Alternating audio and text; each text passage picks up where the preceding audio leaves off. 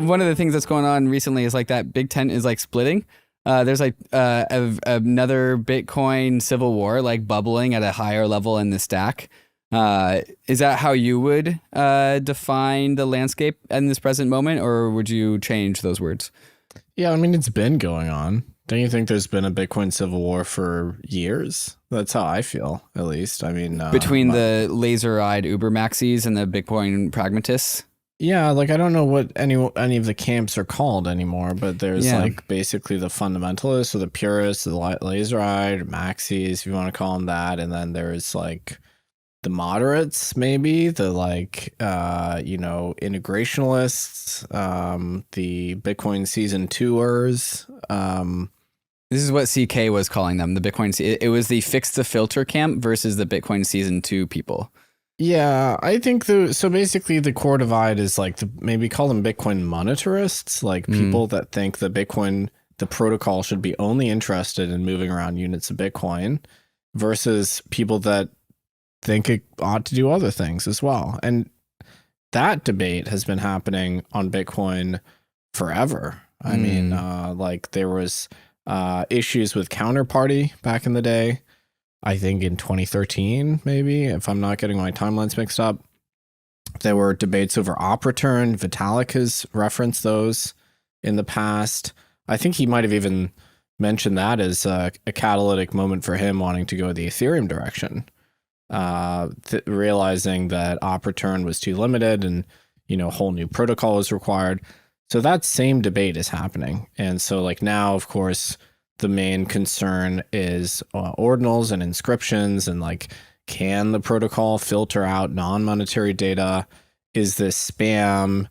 Does the benefits towards fee accrual, do those matter, or do fees not matter? Should there be fees? Is there a security budget question? All these questions are pretty intertwined. And so I would say broadly, like the debate is that between folks that are interested in Bitcoin being more richly stateful, to borrow the Ethereum term, and between the folks that think Bitcoin is just about moving Bitcoin around and pretty much nothing else. But it's certainly come to the fore recently, in particular with ordinals, but we're also seeing that same debate with the covenants proposal, right? Soft fork, the OpCap proposal. And you're going to see it now with rollups as well, as those become, something that is a thing on Bitcoin, I think, in the next year. And yeah, so certainly like a pretty like heated episode in sort of like that debate. I think trying to actually define the line between these two camps has been like murky. But I think one perhaps definition that gets us does a lot of good work is like, does this Bitcoin transaction have extra data beyond BTC transfers, or does it not? And I think that definition kind of gets us most of the way there. But I heard there was like some like drama around this one coin join protocol, which was about Bitcoin privacy and Bitcoin kind of like a Tornado Cash equivalent, just like a privacy tool for a privacy gadget for Bitcoin transfers, which I think even like the Bitcoin fundamentalists, the monetary maximalists would say like, we enjoy those properties.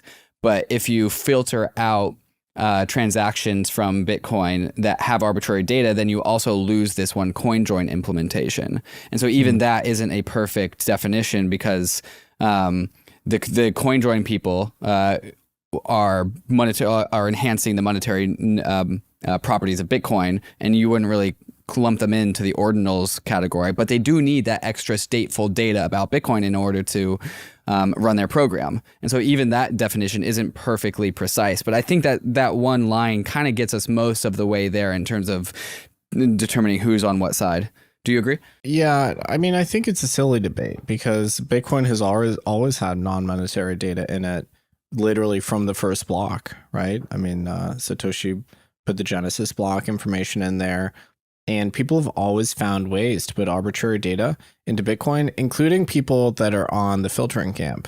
They're on the side of filtering. So Luke Dash infamously in 2011 put Bible verses into Bitcoin. And they're still in there. If you go to an explorer that supports text searching for arbitrary text data into Bitcoin, You can find his verses. I think um, I'm trying to remember exactly what they were, but he ran a mining pool called, I think, Eligius, which I think is a biblical reference. And you'll see that in there. I mean, Coinbase outputs always have non-monetary data, basically saying which mining pool mined them. And people have always found ways to insert non-monetary arbitrary data into Bitcoin, even outside of op return, like using malformed transaction types. So, and even very respected devs that have been very influential in Bitcoin, like Andrew Poelstra, have made this point.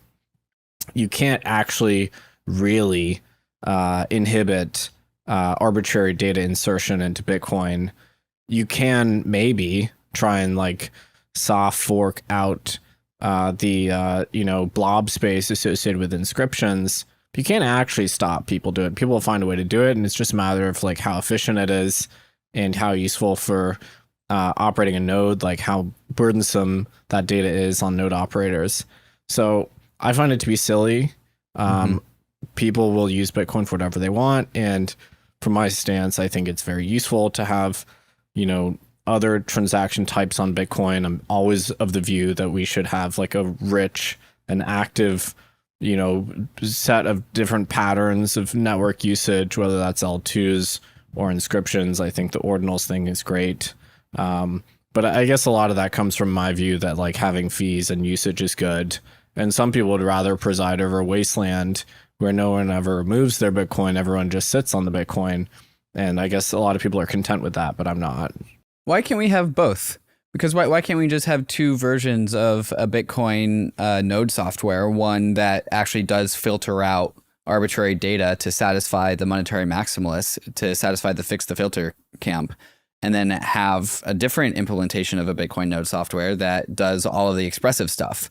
Why can't we have both?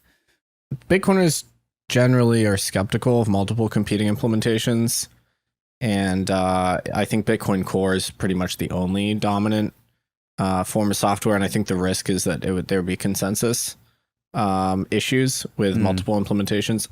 I'm not that up to date on Ethereum, but I think there's it's trending in the direction of one major implementation that people generally use. Am I correct in that assertion, or is it still pretty fragmented? There's a nuanced conversation here. So like Geth dominance is on the execution layer, and there's been a very big push to reduce Geth dominance down from its heights of like 82 to 83%, where it is now at 75%. So still pretty dominant. But other execution layers are coming online, like Georgios from Paradigm is making Rust, so Rust Ethereum, and that's just on the execution layer. On the consensus layer, that we have actually a pretty good, healthy state of diversity of 4 different clients, where you need to combine at minimum 2 of them in order to get over consensus thresholds. Yeah, so Bitcoiners, I think the general design philosophy is like, there ought to be one major implementation, and there's significant risk to consensus if there are different ones. So this is a fight over Bitcoin Core. Yeah, in a sense, from what I've seen of the fix the filter debate, and I've honestly kind of ignored it because I think there's no chance for the filtering camp to win here. It's very clear to me they're not going to win. They, I think, are mostly just talking about transaction propagation.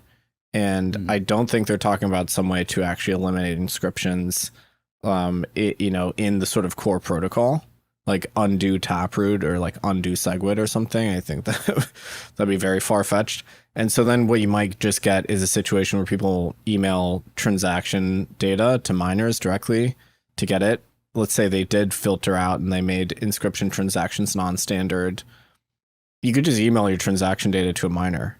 And so, you wouldn't really eliminate those transactions from the actual ultimate inclusion in the blockchain. You would just make it more unwieldy to get them in, but people would still do that.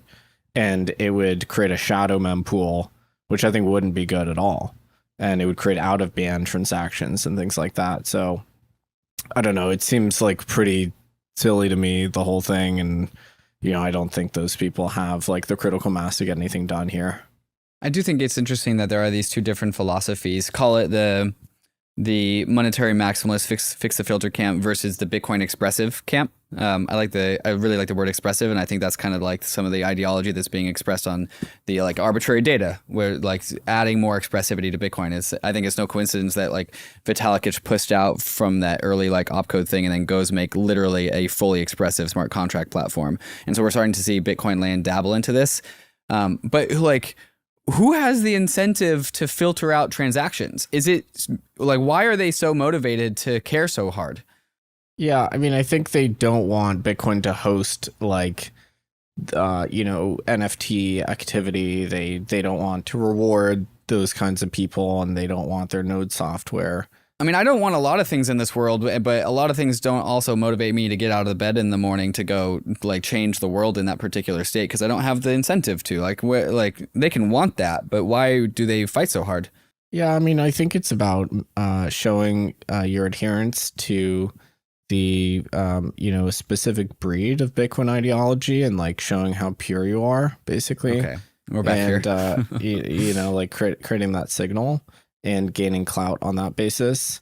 But yeah, it seems like they're tilting at windmills, and it's virtue. It's Bitcoin virtue signaling. Yeah, effectively, and I don't think there's any prospect of it happening. So I'm pretty puzzled by it, frankly. I think ordinals are great. I think Bitcoin itself is a good host for NFT data or other arbitrary data types, in particular because the blockchain is small, and so we have like really good assurances that the data is going to be there and accessible, 10, 20 years from now. So, and, like we've had insertions of this kinds of data for a long time, and inscriptions just codify it and do it in a pretty, benevolent way from a user perspective. So I see very, very few downsides there. Mm-hmm. I was hanging out with Alex Edelman, and we were talking about just some of the natural incentives that comes with an expressive layer on a blockchain. I use the example of Bitcoin Media, Bitcoin Inc., the media, one of the big media companies in the Bitcoin space, were one of the first ones to do some ordinals initiative, where they like minted an ordinal on the blockchain, and that caused that, I think was at the very beginning of like one of the schisms. I mean, it's the same schism as you've defined, but the modern schism between these two camps. One, the Bitcoin fundamentalists that like pointed their fingers at Bitcoin media for playing, how dare they play in the ordinal space. But somebody who like me, who works at a media company, who understands media incentives, I see like Bitcoin expressivity as like a great complement to a media company's business model, because expressivity is like drama surface area, is like there's things to talk about, there's content to produce, there is more than just mere BTC transfers to talk about. And as like BTC Media, who's going to be like one of the largest distributors of thought, of narrative, of content in this space, probably loves the aspect that there is like expressivity happening on Bitcoin. There's ordinals, there's NFTs, there's statefulness in its essence. And so any sort of media ecosystem around Bitcoin is going to enjoy that, because that is a boon to their business. They have more content to produce. And I think that is just one shard of which you could look at this. You could also look at it from the VC angle. Like VCs also will love the expressivity going on Bitcoin, because there's just more investable surface area. So like we have like these ideological motivated side of the camp versus like the actual rational, more economically rational agents on the other side of the camp. To me, it's just like, well, I know which one's going to win here. Like I know how this story goes. Yeah, I thought it was brave of BTC Media to do that. And that was a signal to me that the sort of like, let's say, purist camp, which they'd probably identified with more historically throughout the debates, like that started, well, that have always existed. But in my case, like there was a big fallout in 2021 where people got mad at me for investing in non-Bitcoin stuff, right? So that was like part of the Bitcoin civil war, so sort of like Bitcoin cold civil war, maybe, like it wasn't that bad. So I sort of see fractures even in the purist camp, and now they seem very fractured. Now we see big debates around covenants between the purists. We see, I think now a realization has set in that ordinals are not going anywhere, inscriptions aren't going anywhere, and so I think that camp has been somewhat defanged because reality has just imposed itself on them, and they realized, well, this stuff is actually going to stick around regardless of whether you want it or not.